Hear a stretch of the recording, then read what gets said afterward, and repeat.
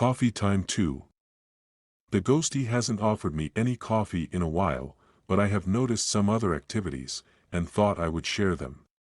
I've begun hearing sounds that I had previously contributed to the downstairs neighbor's dog or her visiting grandkids.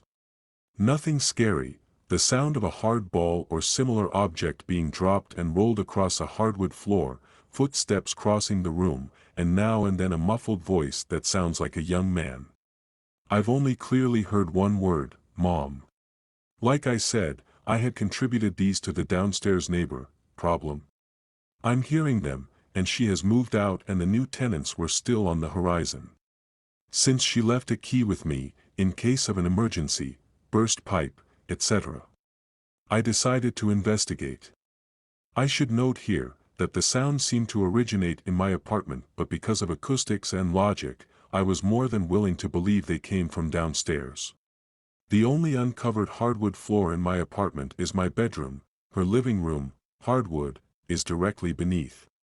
Since I hear these sounds mostly from bed, and they seem a bit echoey or coming from a distance, downstairs seems logical. It had also occurred to me that a homeless person or someone had gained access to the apartment below, but I had not heard any break-in sounds. So, down I went and discovered nothing.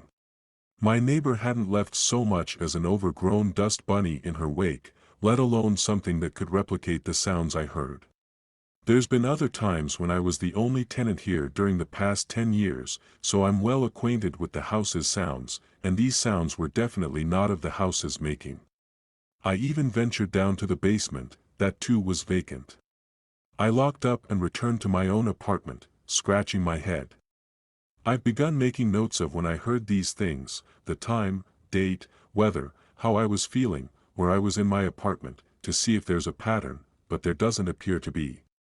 Although new neighbors, a father and 3 young boys, have moved in, I still hear these sounds now and then. I plan on perhaps approaching the subject once we're better acquainted. No sense in scaring anyone, or being written off as a loony. Another thing is the door to my bedroom. I generally leave it open or ajar so that Kirby, my cat, can come and go. Lately, it has been shutting itself tight. I mean all the way shut. I've watched it close, and it doesn't swing shut, but more like someone is closing it softly. Very weird. This seems to happen only on nights when I am having difficulty sleeping. I think I've mentioned before, work requires me to get up at 4 a.m., which means bed by 9 or so. Sometimes Jay, the roommate, is still up and watching TV. The living room is just off my bedroom and I can clearly hear it. Jay is, well, somewhat disabled, a bit hard of hearing, and talks to the show's characters. TV is one of his few joys, so I tolerate the TV being a bit on the loud side. But there are times, even though he's turned it down, it still disturbs me.